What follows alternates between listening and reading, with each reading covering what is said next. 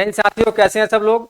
दोस्तों आज हम लोग आर्ट ऑफ टीचिंग PYQ का 14वां क्लास करने वाले हैं, तो सभी साथी अंतिम तक बने रहे, क्योंकि दोस्तों आज के क्लास में हम लोग काफी मुख्य प्रश्न को देखेंगे जो आपको सीधे एग्जाम में देखने को मिलेगा। तो जो भी साथी अब तक चैनल को सब्सक्राइब नहीं किए हैं, चैनल को सब्सक्राइब कर दे, वीडियो को लाइक कर दे और अपने दोस्तों में शेयर कर दे। दोस्तों आइए हम लोग आज का क्लास शुरू करते हैं। देखिए मेरे साथी, क्वेश्चन नंबर 1 स्क्रीन पर आ चुका है। सभी साथी इस क्वेश्चन को पढ़िए और इसका जवाब कमेंट बॉक्स में लिखिए।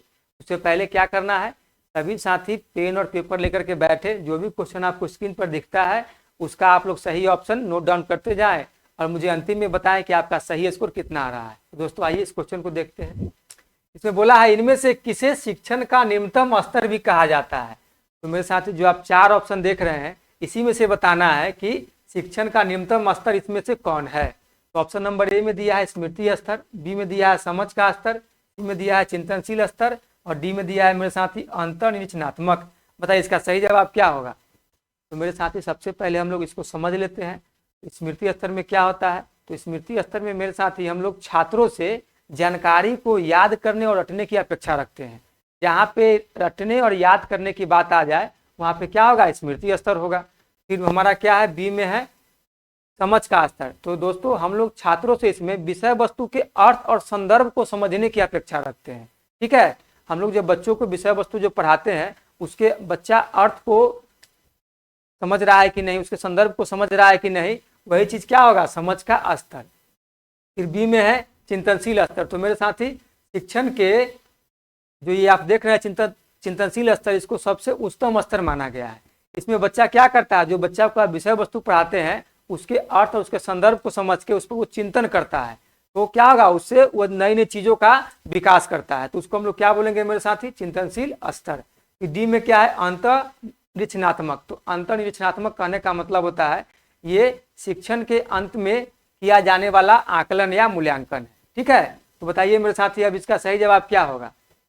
इसका सही जवाब होगा शिक्षण का निम्नतम स्तर स्मृति स्तर। Option number A is the right answer. इसमें क्या होगा, इसमें हम लोग बच्चा को प्रारंभिक समय में जानकारी को रटने और उसे याद करने की अपेक्षा रखते हैं, वो होता है स्मृति स्तर। ठीक है, और चिंतन स्तर क्या होता है, ये शिक्षण का सबसे उच्च स्तर होता है। इसमें बच्चा स्वयं क्या करता है, अपनी चीजों पर सोचने लगता है, अपनी चीजों पर नई नई अवधारणा बनाने लगता है, उसको हम लोग बोलते हैं चिंतन स्तर। इसमें बच्चा स्वयं विकास करता है। चलिए क्वेश्चन नंबर 2 में आइए। क्वेश्चन नंबर 2 में है तर्कसंगत ज्ञान का तात्पर्य है। मेरे साथी तर्कसंगत ज्ञान का क्या तात्पर्य है। तो ऑप्शन नंबर ए में है अवलोकन और अनुभव, बी में है क्रिया और प्रदर्शन, सी में है थोड़ा अमूर्त और तर्कपूर्ण दृष्टिकोण, डी में है उपलब्धि और सिद्धि। बताइए मेरे साथ इसका सही जवाब क्या होगा। तो हमसे बोल रहा है तर्कसंगत ज्ञान का तात्पर्य। तर्कसंगत ज्ञान का मतलब होता है जहाँ पे वैचारिक हो, तार्किक हो, लॉजिकल जो हम लोग बोलते हैं वो होना चाहिए। तो बताइए इसमें आपको कौन सा ऑप्शन लग रहा है। मेरे साथ इसका सही जवाब हो जाएगा option number C the right answer, थोड़ा अमूर्त और तर्कपूर्ण दृष्टिकोण। उसी को बोलते हैं तर्कसंगत ज्ञान का तात्पर्य। ठीक है, चलिए क्वेश्चन नंबर 3 में आइए मेरे साथी।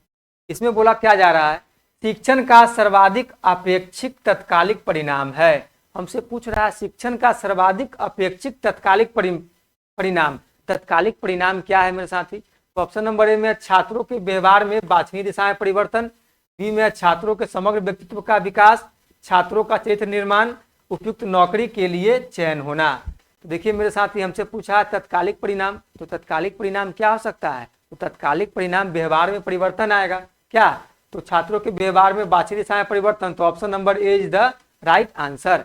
ठीक है, चलिए क्वेश्चन नंबर 4 में आइए। क्वेश्चन नंबर 4 में क्या है मेरे साथी, वस्तु का मूल्य निर्धारित करना या मूल्य जानना क्या कहलाता है। बताइए वस्तु का मूल्य निर्धारित करना या मूल्य जानना क्या कहलाता है। ऑप्शन नंबर ए में है विश्लेषण, बी में है अनुप्रयोग, सी में है ज्ञान और डी में है मेरे साथी मूल्यांकन। इसका सही जवाब क्या होगा। तो मेरे साथ इसका सही जवाब होगा option number D the right answer, मूल्यांकन। ठीक है, चलिए क्वेश्चन नंबर 5 में आइए। दृष्टिकोण, मूल्य और रुचियां परिलक्षित होती है। बताइए इसमें परिलक्षित होती है दृष्टिकोण, मूल्य और रुचियां। बताइए मेरे साथी। ऑप्शन नंबर ए में है संज्ञानात्मक क्षेत्र डोमेन, बी में भावात्मक क्षेत्र डोमेन, सी में मनो शरीर क्रियात्मक क्षेत्र और डी में उपरोक्त में से कोई नहीं। बताइए मेरे साथ इसका सही जवाब क्या होगा।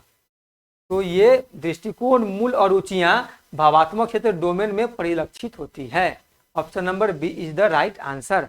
बताइए कोई भी साथी को जरा सा थोड़ा सा कहीं भी कोई डाउट, कोई लेकिन किंतु परंतु, तो आप लोग बेहिचक कमेंट बॉक्स में लिखिए मेरे साथी। क्वेश्चन नंबर 6 में आइए।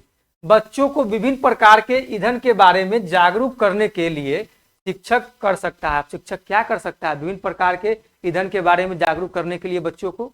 तो ऑप्शन नंबर ए में कक्षा में ईंधन के कुछ नमूने दिखाएं, ठीक है। फिर बी में है एक लघु फिल्म के माध्यम से खाना पकाने के लिए इस्तेमाल किए जा सकने वाले विभिन्न प्रकार के ईंधन के बारे में बच्चों के साथ चर्चा करें। इसमें बहुत ज्यादा बच्चों को क्या मिल रहा है, ऑप्शन मिल रहा है चीजों को और करीब से सीखने का। डी में एक चार्ट पर ईंधन के चित्र दिखाएं।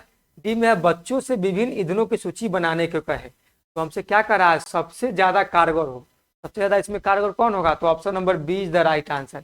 तो बोल रहा है एक लघु फिल्म के माध्यम से खाना पकाने के लिए इस्तेमाल किए जा सकने वाले विभिन्न प्रकार के ईंधन के बारे में बच्चों के साथ चर्चा करें। उसमें आप क्या कर रहे हैं, संवाद को बढ़ावा दे रहे हैं। बच्चा खुल के अपनी भावनाओं को रखेगा, जो वो जानता है आपसे शेयर करेगा। तो क्या हो जाएगा सही option, option number B is the right answer. चलिए क्वेश्चन नंबर 7 में आइए। निम्नलिखित में से कौन सा प्रेरित शिक्षण का संकेत है? बताइए, हमसे पूछ रहा है कि प्रेरित शिक्षण का संकेत कौन है। ऑप्शन नंबर ए में कक्षा में विद्यार्थियों की अधिकतम उपस्थिति। बी में है विद्यार्थियों द्वारा प्रश्न पूछना। सी में है कक्षा में नीरवता। डी में है गृह कार्य का समापन। बताइए मेरे साथी, इसमें प्रेरित शिक्षण का संकेत आपको कौन दिख रहा है? तो प्रेरित शिक्षण का संकेत है मेरे साथी विद्यार्थियों द्वारा प्रश्न पूछना। Option number B is the right answer. अब अधिकतम उपस्थिति से क्या मतलब है? नीरवता तो ऐसे ही यहाँ हो गया कि भाई बच्चा नीरस हो जाएगा तो फिर आप क्लासरूम में क्या करेंगे? गृह कार्य का समापन, ये सब नहीं होने वाला है। चलिए क्वेश्चन नंबर 8 में आइए। निचली कक्षाओं में पर्यावरण अध्ययन विषय के प्रति रुचि पैदा करने के लिए शिक्षण विधि का प्रयोग किया जाना चाहिए। बताइए किस तरीके का शिक्षण विधि का प्रयोग किया जाना चाहिए? इसमें पर्यावरण अध्ययन विषय के प्रति बच्चों में रुचि डेवलपमेंट हो, रुचि पैदा हो। मेरे साथ ही ऑप्शन नंबर ए में है आगमन। बी में है मनोरंजक और खेल संबंधी। सी में है रटना और डी में है मेरे साथी निगमन। क्या है? निगमन। क्या होगा इसका सही जवाब? ये तो सबसे आसान क्वेश्चन है, मेरे सभी साथी का सही जवाब आना चाहिए इसमें। इसका सही जवाब होगा option number be the right answer. मनोरंजक और खेल संबंधी विधि से आप बच्चों को क्या करेंगे? पर्यावरण संबंधी जागरूक करेंगे। अब यहाँ पे दिया है आगमन, यहाँ पे दिया है रटना, यहाँ पे दिया है निगमन। तो आगमन में हम लोग बच्चा उसको कैसे पढ़ाते हैं? तो दोस्तों हम लोग इसमें बच्चा को उदाहरण से नियम की ओर ले जाते हैं। उदाहरण से मेरे साथी नियम की ओर, ठीक है। और निगमन में क्या होगा? नियम से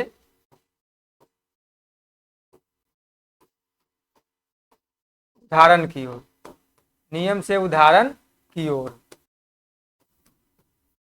ठीक है मेरे साथी, नियम से उदाहरण की ओर। और रटना क्या होता है? ये प्रारंभिक स्टेज का होता है, जो हम लोग देखे हैं ना स्मृति स्तर, जहाँ पे हम लोग बच्चा से क्या करते हैं, शुरू में चीजों को, जानकारी को हम लोग याद करने और उनसे रटने की अपेक्षा रखते हैं। तो ये तो नहीं चलेगा, क्योंकि सबसे अच्छा चीज क्या हो जाएगा? मनोरंजक और खेल संबंधी, ठीक है। तो चलिए क्वेश्चन नंबर 8 में आते, सॉरी क्वेश्चन नंबर 9 में। पाठ्य योजना का सबसे महत्वपूर्ण घटक है। बताइए मेरे साथी, सबसे महत्वपूर्ण घटक क्या है पाठ्य योजना का? ऑप्शन नंबर ए में है नजरिया, बी में है उद्देश्य, सी में नजरिया और उद्देश्य दोनों, डी में है इनमें से कोई नहीं। तो मेरे साथी पाठ्य योजना का सबसे महत्वपूर्ण घटक हो जाएगा उद्देश्य। क्या हो जाएगा? उद्देश्य। Option number B is the right answer. चलिए क्वेश्चन नंबर हम लोग दोस्तों 10 में आते हैं। क्वेश्चन नंबर 10 में क्या बोला जा रहा है? क्वेश्चन नंबर 10 में है परियोजना आधारित गतिविधियां इसका एक उदाहरण है। परियोजना आधारित गतिविधियां इसका एक उदाहरण है। इसका एक क्या उदाहरण है मेरे साथी? ऑप्शन नंबर ए में है अन्वेषण करना, बी में है संलग्न होना, सी में है स्पष्ट करना, डी में है मेरे साथी विस्तृत करना। क्या सही जवाब क्या होगा? इसका एक उदाहरण क्या होगा? तो परियोजना आधारित गतिविधियां में इसका एक उदाहरण होगा अन्वेषण करना, ठीक है। Option number A is the right answer. चलिए क्वेश्चन नंबर 10 हो गया। क्वेश्चन नंबर 11, क्वेश्चन नंबर 11 में दोस्तों हम लोग देखेंगे इसमें क्या बोला जा रहा है। माइक्रो शिक्षण की सबसे पहले स्टैनफोर्ड विश्वविद्यालय में डैश के द्वारा अपनाया गया था। बताइए माइक्रो शिक्षण को स्टैनफोर्ड विश्वविद्यालय में सबसे पहले किसके द्वारा अपनाया गया था? तो ऑप्शन नंबर ए में है स्टीफन एम कोरी, बी में है ड्वाइट डब्ल्यू एलन, सी में है जॉन डीवी और डी में है मेरे साथी आर्थर कनिंघम। किसके द्वारा अपनाया गया था? सबसे पहले स्टैनफोर्ड विश्वविद्यालय में। बताइए, तो इसका सही जवाब हो जाएगा option number B is the right answer, Dwight W Allen, Dwight W Allen. ठीक है, चलिए क्वेश्चन नंबर 12 में आइए। क्वेश्चन नंबर 12 में मेरे साथ ही क्या बोला जा रहा है? सूक्ष्म शिक्षण चक्र की शर्तों का सही क्रम है। बताइए, सूक्ष्म शिक्षण चक्र की शर्तों का सही क्रम क्या है? मतलब माइक्रो टीचिंग साइकिल का सही क्रम क्या है मेरे साथी, हमसे पूछा जा रहा है। तो ऑप्शन नंबर ए में है योजना, शिक्षण, पुनः शिक्षण, योजना, पुनः शिक्षण और पुनः प्रतिक्रिया। बी में योजना, शिक्षण, प्रतिक्रिया, पुनः सीखना और पुनः प्रतिक्रिया। सी में योजना, शिक्षण, प्रतिक्रिया, फिर पुनः पाठ योजना, फिर पुनः प्रतिक्रिया। डी में योजना, सिखाए, प्रतिक्रिया, पुनः पाठ योजना और पुनः पढ़ाए और पुनः प्रतिक्रिया। बताइए मेरे साथी, इसका सही जवाब क्या होगा? तो इसका सही जवाब हो जाएगा मेरे साथी योजना, सिखाए, प्रतिक्रिया, पुनः पाठ योजना, पुनः पढ़ाए और पुनः प्रतिक्रिया। क्या हो जाएगा? ये हो जाएगा सूक्ष्म शिक्षण चक्र का सही क्रम। Option number B, option number D is the right answer. दोस्तों आइए थोड़ा सा हम लोग इसको चक्र के माध्यम से समझ लेते हैं। इसे देखिए कि क्या होता है। मान लीजिए माइक्रो टीचिंग साइकिल,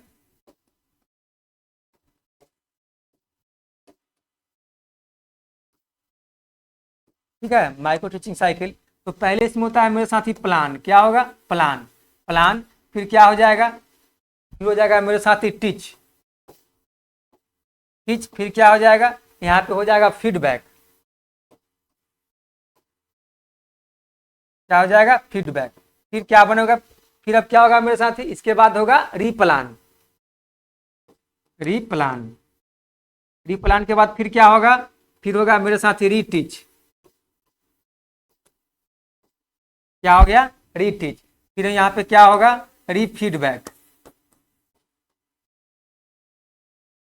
क्या होगा मेरे साथी? रीफीडबैक। और फिर क्या आ गया? प्लान। तो इस तरीके से हमको माइक्रो टीचिंग साइकिल का आपको याद रखना है। साइकिल पहले हो गया प्लान, फिर टीच, फिर फीडबैक, फिर रीप्लान, फिर रीटीच और उसके बाद फिर रीफीडबैक। तो सभी साथी को समझ में आ गया होगा। तो दोस्तों आइए हम लोग अब क्वेश्चन नंबर 13 देखेंगे। क्वेश्चन नंबर 13 में क्या बोला गया है? डैश शिक्षण बुद्धिमान छात्रों और धीमी गति से सीखने वालों के लिए बहुत उपयोगी है। बताइए अब क्या कर रहा है कि डैश शिक्षण बुद्धिमान छात्रों और धीमी गति से सीखने वालों छात्रों के लिए बहुत उपयोगी है। अब वो कौन सा शिक्षण है? अब वो कौन सा शिक्षण होगा मेरे साथी? तो ऑप्शन नंबर ए में सहपाठी शिक्षण, सहपाठी शिक्षण या शिक्षण होना चाहिए। ठीक है, यहाँ शिक्षक हो गया है।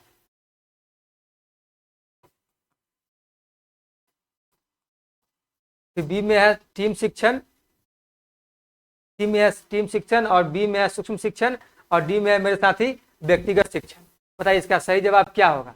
तो देखिए शिक्षण बुद्धिमान छात्रों और धीमी गति से सीखने वाले छात्रों के लिए उपयोगी तभी होगा जब आप उसको व्यक्तिगत शिक्षण देंगे। क्या देंगे मेरे साथी? व्यक्तिगत शिक्षण, कि बच्चों में क्या नीड है, बच्चों का रुचि कैसा है, कौन बच्चा धीमी गति का है, कौन बच्चा तेज गति का है। जो आप उसकी मांग को समझेंगे उसी के अनुसार ना आप उसको चीजों को प्रोवाइड कराएंगे। तो उसमें क्या हो जाएगा? व्यक्तिगत शिक्षण। Option number D is the right answer.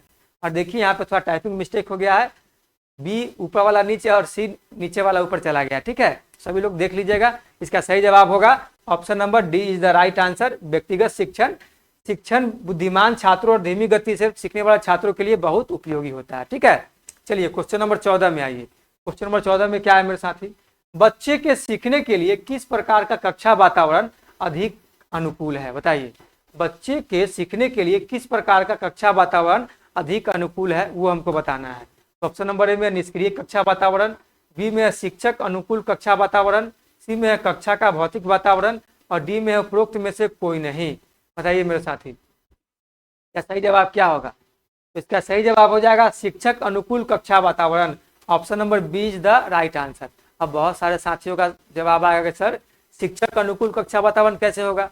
तो मेरे साथी शिक्षक अनुकूल कक्षा वातावरण हम लोग इस संदर्भ में लेते हैं जहाँ पे क्लासरूम में शिक्षक बच्चा को प्रेरित करता है, सहयोग करता है और एक बाल केंद्रित क्लासरूम का आयोजन करता है, जहाँ पे हम लोग बोलते हैं चाइल्ड सेंटर्ड क्लासरूम, उसको आयोजन करता है, उसी को हम लोग बोलते हैं शिक्षक अनुकूल कक्षा वातावरण। ठीक है, सभी साथी का डाउट क्लियर हुआ?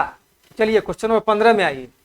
क्वेश्चन नंबर 15 में क्या है, निम्नलिखित में से प्रशासन का प्रकार नहीं है, बताइए निम्नलिखित में से कौन एक प्रशासन का प्रकार नहीं है। एक में है अनुदेशात्मक प्रशासन, बी में है अधिनायकवादी प्रशासन, सी में है लोकतांत्रिक प्रशासन और डी में है हस्तक्षेप प्रशासन।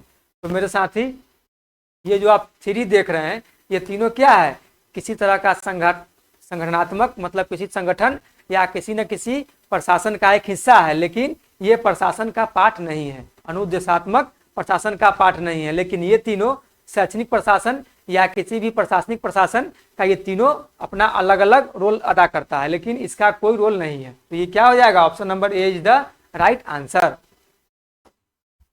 क्वेश्चन नंबर 16 में क्या है, पुस्तकों की भौतिक स्थिति ठीक प्रकार से रखी जानी चाहिए, इसे डैश नाम से जाना जाता है, बताइए इसको किस नाम से जाना जाता है मेरे साथी। ऑप्शन नंबर ए में है संकलन, बी में है संरक्षण, सी में है शिल्प व्यवस्था और डी में है संगठन। बताइए मेरे साथी इसका सही जवाब क्या होगा। इसका सही जवाब होगा option number be the right answer, संरक्षण। क्या होगा, संरक्षण। चलिए क्वेश्चन नंबर 17 में आइए, अनुसंधान प्रविधि का विषय वस्तु के निर्माण की पद्धति का परिणाम है जिसे कहा जाता है। बताइए हमसे क्या पूछ रहा है, अनुसंधान प्रविधि का विषय वस्तु के निर्माण की पद्धति का परिणाम है जिसे कहा जाता है, उसे क्या कहा जाता है। बी में है ढीला संयोजन, ए में है ढीला संयोजन, बी में है विखंडन, सी में है आसवन और डी में है मेरे साथी झुंड। तो इसको कहा जाता है आसवन। Option number C is the correct answer. चलिए क्वेश्चन नंबर 18 में आइए, क्वेश्चन नंबर 18 में आइए, व्याख्यान और प्रदर्शन पाठों की तुलना करने पर निम्नलिखित में से कौन सा सत्य नहीं है। बताइए व्याख्यान और प्रदर्शन पाठों की तुलना करने पर ये चारों ऑप्शन जो आपको दिया गया है इसमें से कौन सा ऑप्शन सही नहीं है उसके बारे में हमको बताना है। तो ऑप्शन नंबर ए में धीमे बच्चों को तेज बच्चों की तुलना में व्याख्यान से लाभ मिलता है, ऐसा कुछ नहीं है मेरे साथ, ये गलत चीज है। प्रदर्शन पाठ में छात्रों के लिए अधिक गतिविधियां होती है, प्रदर्शन पाठ में छात्रों के लिए अधिक गतिविधियां होती है, तो बात तो सही बोल रहा है। सी में व्याख्यान पद्धति बड़े समूह के लिए अधिक प्रवाहकीय और उपयोगी है, बात सही है। बहुत सारा जो समूह है, अब जहाँ 500 लड़के बैठे हुए हैं उसके लिए व्याख्यान पद्धति क्या है, बहुत अच्छा चीज है। वहाँ पे आप एक बार में सभी को पढ़ा पाएंगे, सभी को बता पाएंगे, सिखा पाएंगे। डी में व्याख्यान सत्र में छात्रों की सीख का पता लगाना कठिन है, बात सही बोल रहा है। ये तो बात एकदम करेक्ट 100% सही बोल रहा है। तो हमको तो यहाँ तक गलत तलाशना है, तो गलत तो हमको मिल ही गया, option number A is the right answer. इसमें क्या बोला है, धीमी बच्चों को तेज बच्चों की तुलना में व्याख्यान से लाभ मिलता है, ऐसा संभव ही नहीं है। चलिए दोस्तों क्वेश्चन नंबर 19 में आइए, जिन छात्रों को दृश्य संसाधन की आवश्यकता नहीं है वे होंगे, बताइए वे क्या होंगे जिन्हें दृश्य संसाधन की आवश्यकता नहीं है। तो ऑप्शन नंबर ए में सामान्य स्तर, बी में निचला स्तर, सी में उच्च स्तर और डी में इनमें से कोई नहीं। तो बताइए मेरे साथी जिनको दृश्य संसाधन की आवश्यकता नहीं होगी वो क्या होंगे, वे उच्च स्तर होंगे। Option number C is the right answer. चलिए क्वेश्चन नंबर 20 में आइए, प्रौढ़ शिक्षा निम्नलिखित में से किस समूह के लिए आयोजित की जाती है। बताइए प्रौढ़ शिक्षा निम्नलिखित में से किस समूह के लिए आयोजित की जाती है मेरे साथियों, मेरे बंधु, मेरे सखा, बताइए। तो ये की जाती है ऑप्शन नंबर सी 21 से 45 वर्ष। क्या होगा मेरे साथी, 21 से 45 वर्ष। क्वेश्चन नंबर 21 में आइए, स्कूल आधारित आकलन क्या है। सभी साथी कमेंट में बताइए स्कूल आधारित आकलन क्या है। ए में है प्रशिक्षण के लिए शिक्षण को प्रोत्साहित करें क्योंकि उनमें लगातार परीक्षण शामिल होता है। बी में है परिणाम के बजाय परीक्षा तकनीकों पर ध्यान देना। बताइए परिणाम के बजाय परीक्षा तकनीक पर ध्यान देना, ऐसा तो आकलन की बातें नहीं है। फिर छात्रों को इस बात पर कम नियंत्रण प्रदान करना कि क्या मूल्यांकन किया जाएगा। बताइए ये भी बात गलत है। डी में है रचनात्मक प्रतिक्रिया प्रदान करके सीखने में सुधार करना, ये बात सही है। रचनात्मक प्रतिक्रिया प्रदान करके सीखने में सुधार करना स्कूल आधारित आकलन का ये एक मुख्य उद्देश्य होना चाहिए, ठीक है, ये होता ही है। Option number D is the right answer. चलिए क्वेश्चन नंबर 22 में आइए, शिक्षा में डैश अनुमान लगाने के लिए किया जाता है। बताइए मेरे साथी शिक्षा में डैश अनुमान लगाने के लिए किया जाता है का उपयोग छात्रों के सीखने और विकास के बारे में। बताइए क्या सही जवाब क्या होगा। ऑप्शन नंबर ए में आकलन, बी में मूल्यांकन, सी में मापन और डी में निदानात्मक। तो शिक्षा में अनुमान लगाने के लिए क्या किया जाएगा मेरे साथी, आकलन किया जाएगा। Option number A is the correct answer. शिक्षा में आकलन अनुमान लगाने के लिए किया जाता है का उपयोग छात्रों को सीखने और विकास के बारे में है। आकलन ही तो है। आप बच्चा क्या सीख रहा है, बच्चा क्या विकास कर रहा है, जब तक आप आकलन नहीं करेंगे कैसे जानेंगे। ठीक है, चलिए क्वेश्चन नंबर 23 में आइए। क्वेश्चन नंबर 23 में मेरे साथ ही क्या बोला जा रहा है, शिक्षण अधिगम प्रक्रिया के दौरान किए जाने वाले आकलन को क्या कहा जाता है। शिक्षण अधिगम प्रक्रिया के दौरान किए जाने वाले आकलन को क्या कहा जाता है। ए में है योगात्मक आकलन, बी में है सतत, सी में रचनात्मक आकलन और डी में है नैदानिक आकलन। बताइए मेरे साथी, इसमें सभी साथी फंसेंगे, इसका दावा है। आप लोग इसका सही जवाब बताइए, इसमें सभी साथी फंसेंगे। तो मेरे साथी इसका सही जवाब क्या होगा, कुछ साथी मारेंगे रचनात्मक आकलन, लेकिन बात सही है, रचनात्मक आकलन भी होगा और एक सीसीई भी होगा, क्या सतत भी होगा। ये दोनों इसका आंसर सही है। ठीक है मेरे साथी, इसका दोनों आंसर सही है, रचनात्मक आकलन भी होगा और सतत भी होगा, जिसको हम लोग बोलते हैं सीसीई, जिसको हम लोग हिंदी में बोलते हैं सतत व्यापक मूल्यांकन और इंग्लिश में बोलते हैं कंटिन्यूअस एंड कॉम्प्रिहेंसिव इवैल्यूएशन। ठीक है, चलिए क्वेश्चन नंबर 24 में आइए। सरब दृश्य सहायक उपकरण की श्रेणी है। सरब दृश्य सहायक उपकरण की श्रेणी कौन है मेरे साथी, टेप रिकॉर्डर, बी में है टेलीविजन, सी में है रेडियो और डी में है सभी। तो मेरे साथी सरब दृश्य सहायक उपकरण की श्रेणी ये सभी है, option number D is the right answer. ठीक है, चलिए क्वेश्चन नंबर 25 में आइए। पाठ्यचर्या विकास को प्रभावित करने वाला कारक है, बताइए पाठ्यचर्या विकास को प्रभावित करने वाला कारक है।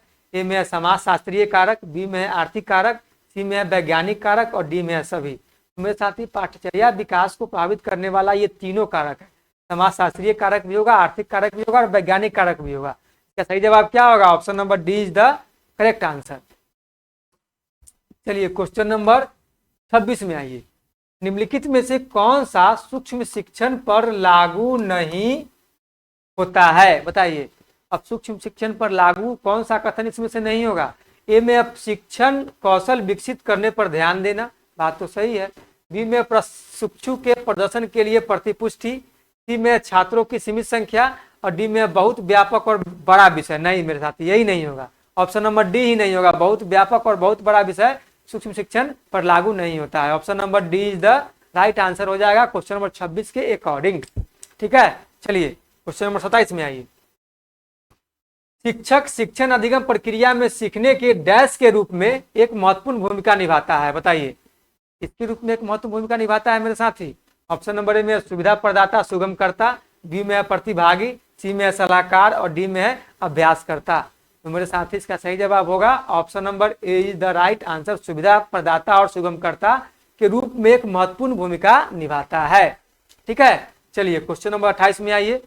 इसमें क्या बोला है, किस शैक्षिक मनोवैज्ञानिक का मानना था कि सभी बच्चों में सीखने की क्षमता होती है, बताइए किस शैक्षिक मनोवैज्ञानिक का मानना था कि सभी बच्चों में सीखने की क्षमता होती है। ऑप्शन नंबर ए में है फ्रेडरिक फ्रोबेल, सी में है जॉन डेवी, सी में है जोहान फ्रेडरिक हर्बर्ट और डी में है मेरे साथी मारिया मोंटेसरी। बताइए इसका सही जवाब क्या होगा। तो मारिया मोंटेसरी का ये मानना था कि बच्चों में सीखने की जन्मजात क्षमता होती है ना, सभी बच्चों में सीखने की क्षमता होती है। ठीक है, तो ये किनका मानना था, मारिया मोंटेसरी का। चलिए क्वेश्चन नंबर 28 का option number D is the right answer. चलिए क्वेश्चन नंबर 29 में आइए मेरे साथी। एक में क्या बोला है, एक दृश्य श्रव्य सामग्री प्रस्तुति की प्रभावशीलता विफल हो सकती है, मतलब एक दृश्य श्रव्य सामग्री है उसकी प्रस्तुति की प्रभावशीलता विफल हो सकती है यदि सामग्री को गलत तरीके से संभाला जाता है। यदि सामग्री को गलत तरीके से रखा जाएगा तो उसकी प्रस्तुति की जो प्रभावशीलता है वो दृश्य श्रव्य सामग्री का वो विफल हो जाएगा, मतलब फेल कर जाएगा। तो इसलिए हमको उसको कैसे रखना चाहिए, तो ऑप्शन नंबर ए में सहायक सामग्री का दिलचस्प और प्रेरक होने के अलावा विशिष्ट मूल होना चाहिए। नहीं भाई, ये गलत चीज है। वे सत्य और सटीक होने चाहिए, ये भी नहीं होगा। ऐसी घटनाओं को कम करने के लिए उचित देखभाल की जानी चाहिए, बात तो सही बोल रहा है, लेकिन हम लोग और ऑप्शन देख लेते हैं कहीं इससे भी बेस्ट ऑप्शन हो। डी में उन्हें शिक्षार्थियों के आयु स्तर के अनुरूप होना चाहिए, ऐसा कुछ नहीं है। हमको क्या करना है, सही तरीके से रखना है कि ऐसी घटना ना हो। तो option number C the right answer, ऐसी घटनाओं को कम करने के लिए उचित देखभाल की जानी चाहिए। ठीक है मेरे साथियों, चलिए क्वेश्चन नंबर 30 में आइए। इसमें क्या बोला है, कक्षा में शिक्षण सहायक सामग्री का उपयोग करना, बताइए कक्षा में शिक्षक सहायक सामग्री का उपयोग करना हमको किस तरीके का फायदे पहुंचाएगा। तो ऑप्शन नंबर ए में शिक्षार्थियों को विचलित करता है, बी में शिक्षक और शिक्षार्थियों को परेशान करता है, सी में सीखने को और अधिक रोचक बनाता है, डी में छात्र के प्रदर्शन में सुधार नहीं कर सकता है। तो मेरे साथ इसका सही जवाब क्या होगा? मेरे साथ इसका सही जवाब हो जाएगा option number C, the right answer. सीखने को और अधिक रोचक बनाता है। ठीक है, सीखने को और अधिक रोचक बनाता है। तो बताइए मेरे साथी, सभी साथियों को आज का क्लास कैसा लगा? उम्मीद है कि हमारे सभी साथियों को आज का क्लास काफी पसंद आया होगा। तो सभी साथी वीडियो को लाइक कर दीजिए, चैनल को सब्सक्राइब कर दीजिए और अपने दोस्तों में शेयर कर दीजिए। और सभी साथी कमेंट में बताइए कि उनका 30 में कितना मार्क्स आ रहा है। ठीक है, तो आशा करते हैं कि सभी साथी का स्कोर अच्छा सुधर रहा होगा। तो हम लोग फिर मिलेंगे नेक्स्ट क्लास में नए टॉपिक नए क्वेश्चन के साथ। तो आज के लिए इतना ही, धन्यवाद, जय हिंद।